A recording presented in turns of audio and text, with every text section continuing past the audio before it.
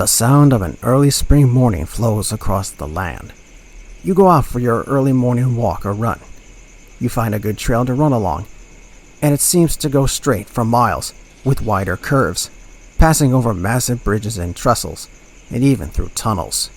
You begin to wonder if this was more than just a trail that has been there for years. You go back home and wonder about that trail and its origins. After the day's work, you have dinner and do your evening rounds on different activities. You finally go to bed and relax in your warm blankets. Then, after drifting off to sleep, you hear something in your head. It sounds like music, from a one-tone like hoot, like an owl, to a 3-chime harmony, to a horsey 5-chime, and a fabulous 6-chime.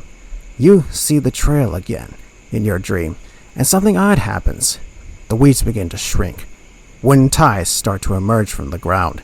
Steel straps are laid down from the sky, and steel spikes are hammered in.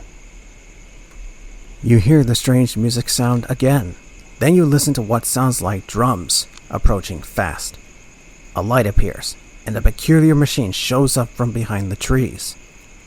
Bellowing black smoke blows out from the iron dinosaur. Then you wake up and wonder what that was. You research, and then learn about the strange path of steel and the machine moving on them. You realize from some people that it was something that defined our world and helped civilization grow. It was the music that many of our grandparents who lived in the last years of the machine's existence heard. It was the machine that helped win and support different conflicts. It inspired many music stars, and many songs have been written about them.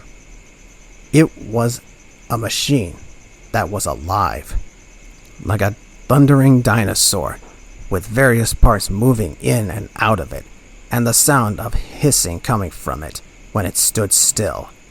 So imagine hearing those sounds again years after they had disappeared. Could they still get a modern-day job done? First, they need respect, and the sounds to follow are those of long-lost steeds of iron that breathed fire. Get ready to hear the voices of machines that helped countries move.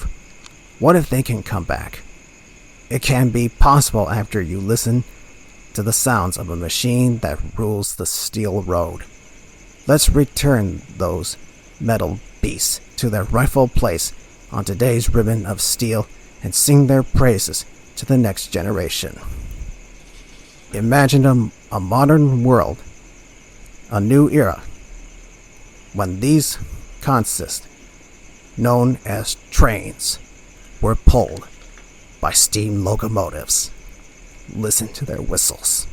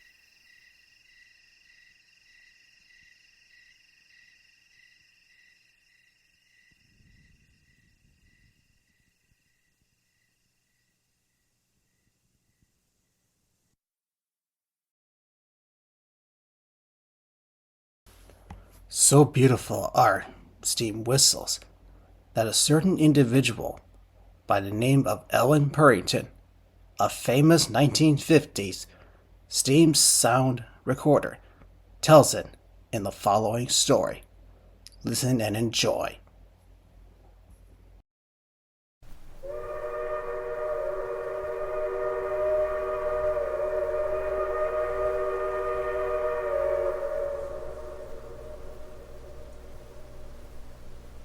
Whistle round the bend.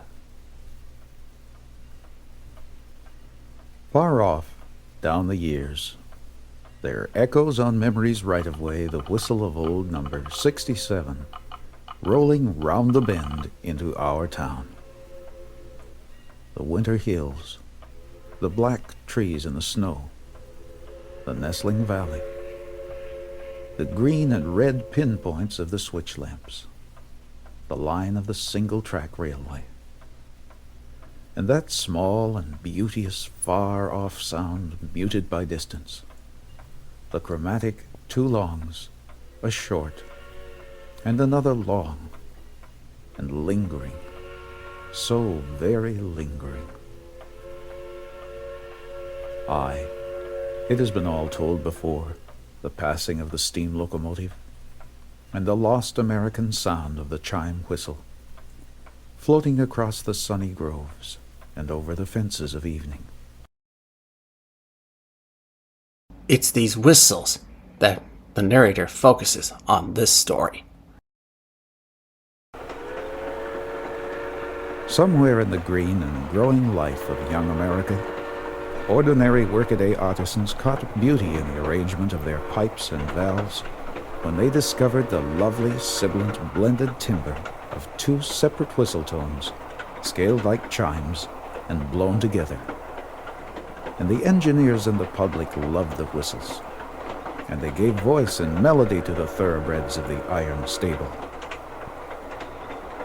Before the chromatic whistle caught on, they say a talented engineer could play a tune on the early single-pitched tutors by deft and practiced tugging at the whistle cord.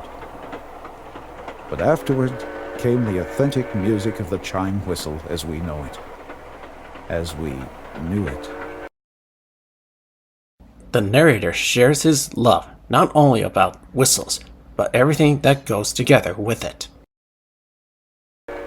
And farmers set their clocks by the bugle of number 97 as she whistled for the crossing. And there was a friendliness in the open spaces as this neighborly trumpet of transportation cleft the air. The almost lifelike, the plunging horse of iron, which could pant so realistically at the station,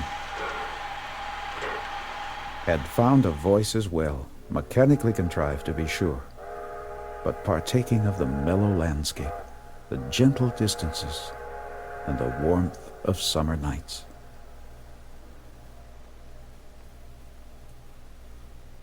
Across America there sprang up a handsome variety of whistles too, and not so long ago.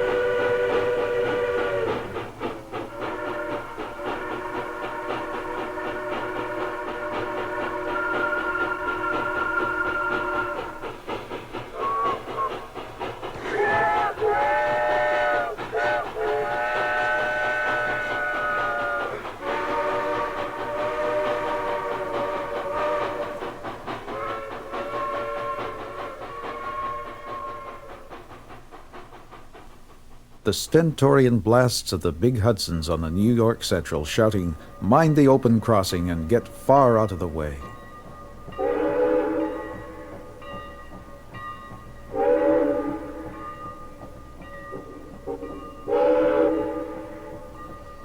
And the shrill, high pitch of the freight behemoths, soprano, bordering on the eldritch shriek.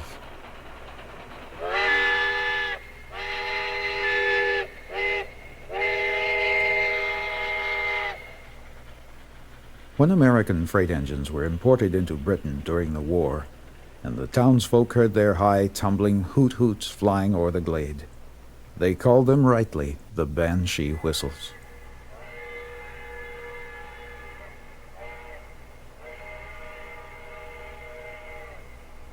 And the tones varied with the railroad and breed of engine, whether consolidation,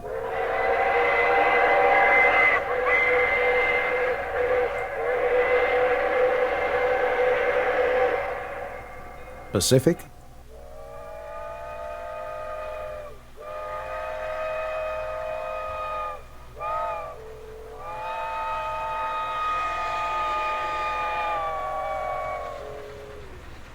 or the mighty Berkshire.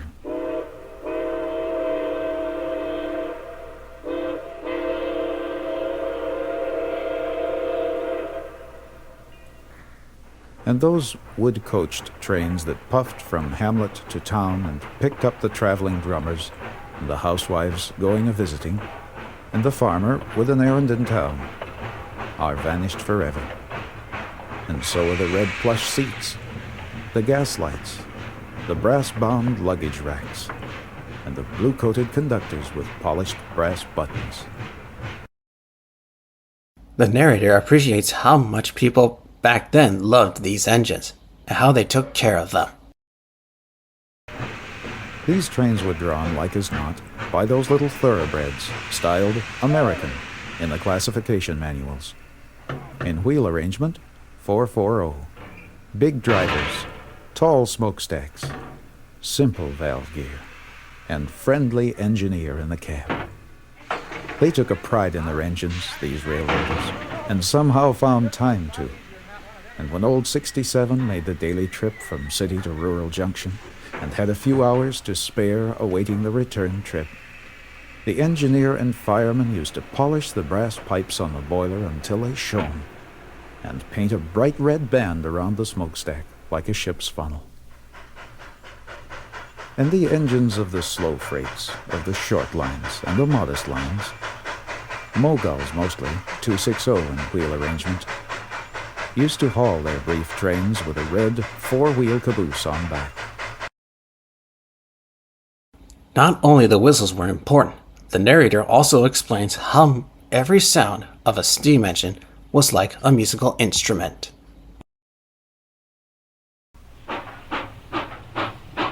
The most significant voice of industry in the railroad era was played in 4/4 time, beaten out by the puff, puff, puff, puff of the locomotive. Perhaps the pulse of the puffing locomotives reverberating in the national consciousness contributed to the popularity of the 4/4 time foxtrot as the music pattern of the railroad 20s. That is at least as good a theory as any other. But the old sounds have strangely been caught here and there, and if you are listening, they spring forth in unexpected spots.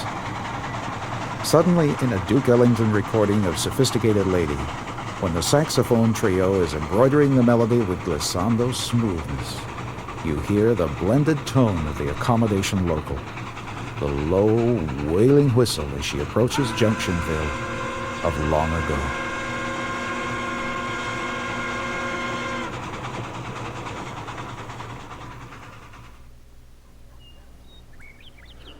We are in a better and busier age today. We get more done.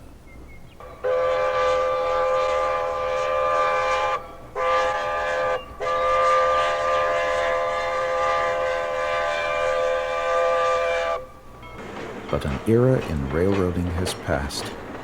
The era of the high iron, which was in fact lowly.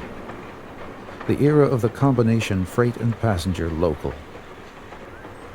the era of the slow-puffing freight, and the era of the steam whistle, lovely as the rural solitudes into which it blended.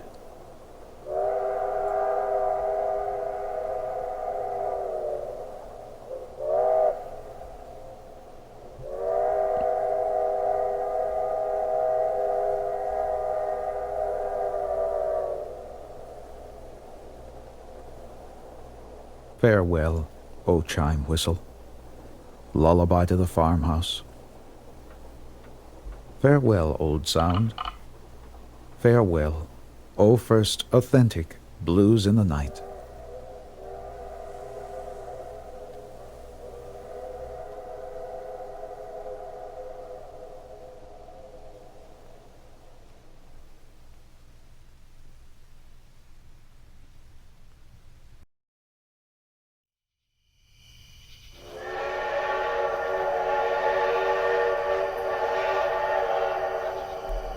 But maybe that farewell will not mean forever.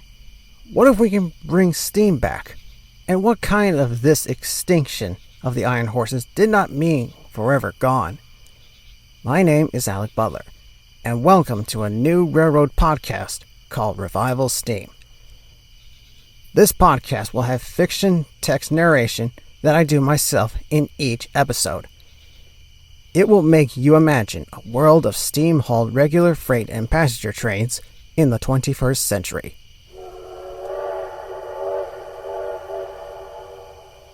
This is the pilot episode, and the different sounds you heard were from 2 CDs. The first was the sounds of ghost whistles blown on the Cass Scenic Railroad as part of the 2009 Ghost Whistles at Cass CD that was originally produced by Alec Butler of Semaphore Records. The soundtrack was a collection of different steam whistles. Some of them represented locomotives long gone. So beautiful are steam whistles, and how they mean many things to people. It is explained in the first half of the album, Whistle Around the Bend. This program is narrated by one of the great masters of 1940s and 50s steam locomotive sound recordings, Elwin Purrington. Speaking of sound recordings, most of the sounds you will hear through these episodes were mostly caught in the 1940s and 50s of steam in revenue passenger and freight service. Also, there will be sounds from the 1960s and 70s, leading up to even today. I even made sound recordings myself to use in some episodes in the future. And some of them are what we are about to hear in this pilot episode. All of them were taken in 2022.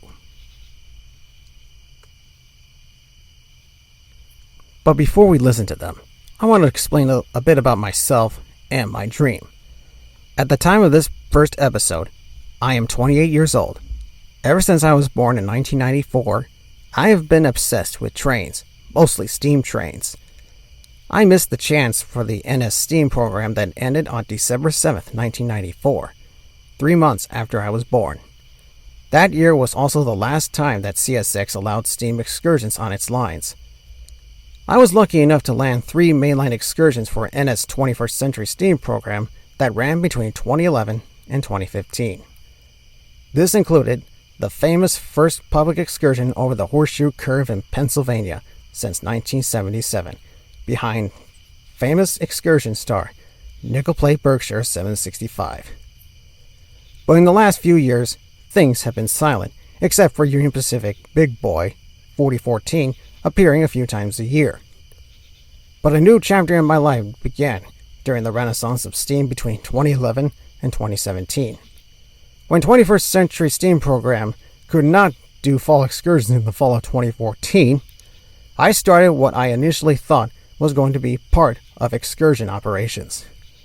And this was chapter 1 of my Revival Steam movement.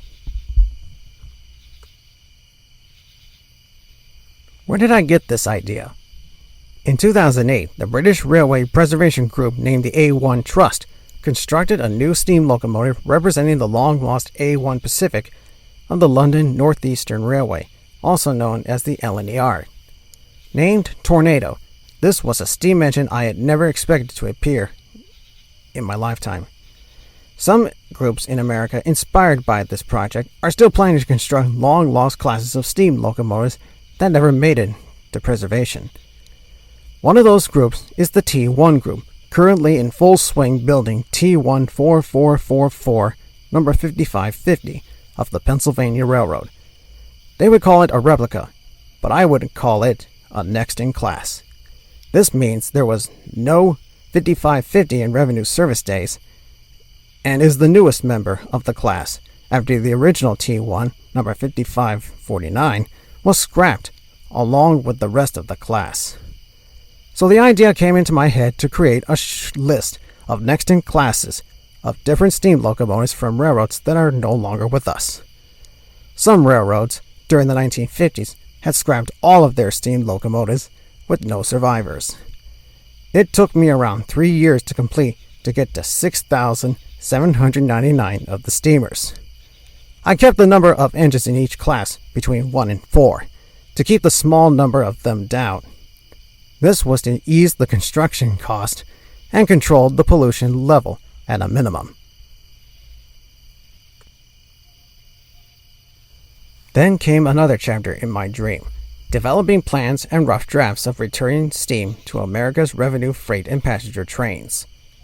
But for now, it is impossible due to cost, insurance, and the amount of traffic that most Class 1 railroads these days have.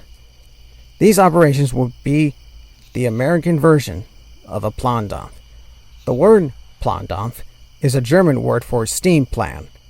After the fall of the Berlin Wall in 1989, German rail fans had the money in the new economy in the former East Germany to ask the once Deutsche Reichsbahn, or the DR, if they could run steam on regular service trains for several days.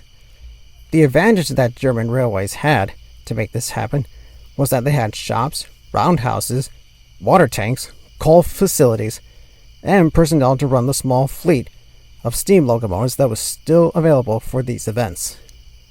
The steamers had last run in regular service use in the late 1980s. Unfortunately, little or none of these things can sustain a Plandampf event on Class 1 America railroads. But I would call that a bridge too far. To start these events, you would need to think small first. My motto, of course, is that all things start from small things. So in this case, we would start with regular service on small railroads. Tourist railroads simulating regular steam operations would be the start in this category.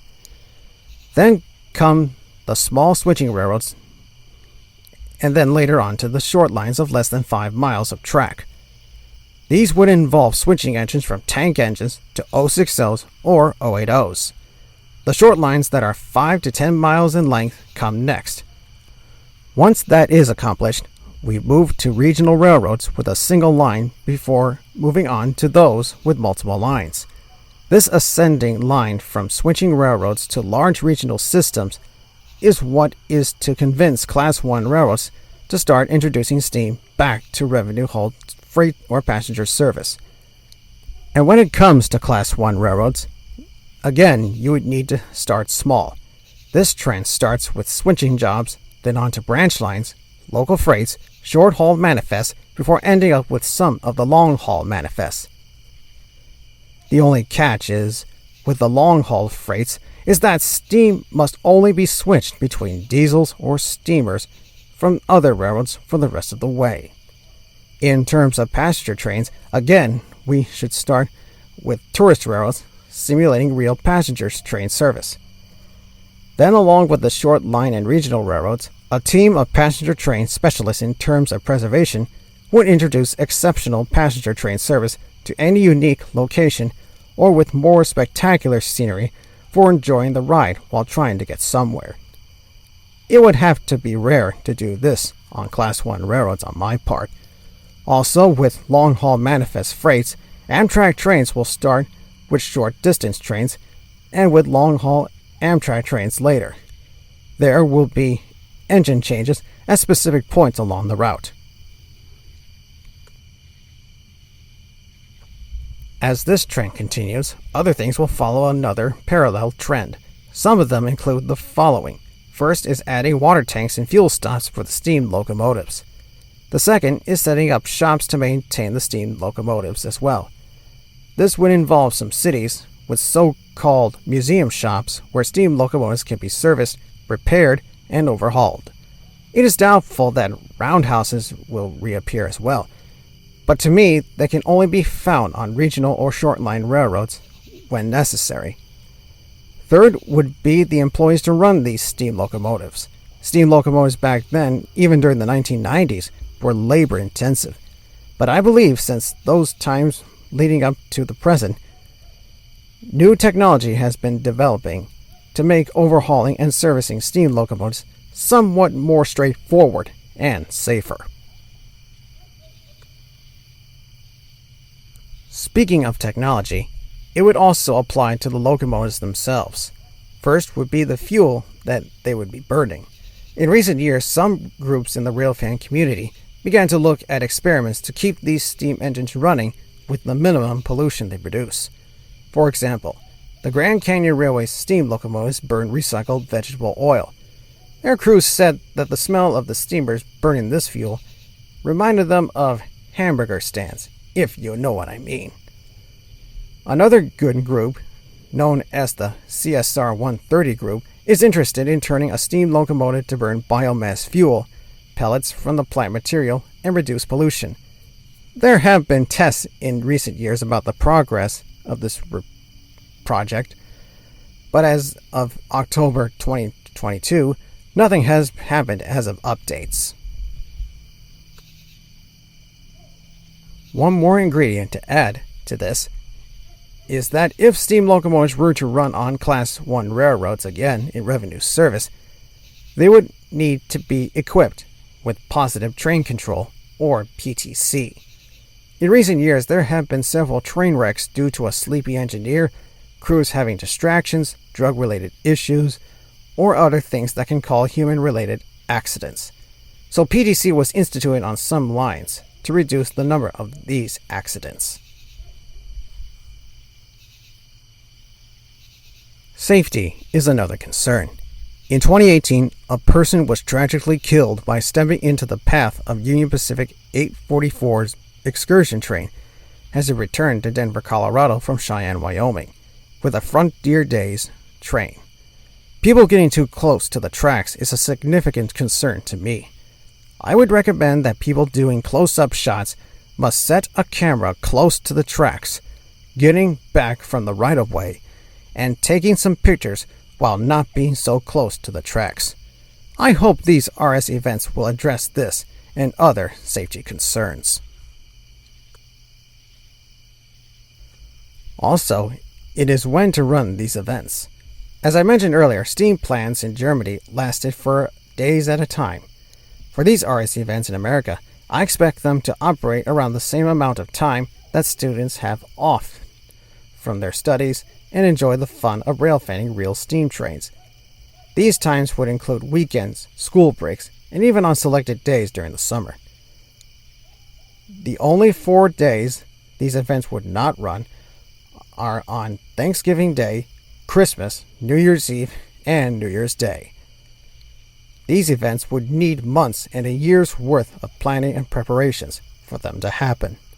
If multiple events were happening and being planned simultaneously, it would be enough for railfans to think about one event and not having to worry about future events. There would be more chances for them in the future.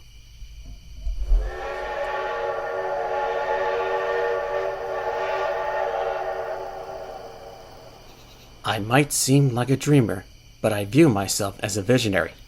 All these components are essential steps in my dream. So by doing this podcast, it would show a rough draft of what we would see in the future if planned related RS events took place. The age of the Iron Horse is back, and the song will get you in the mood for that.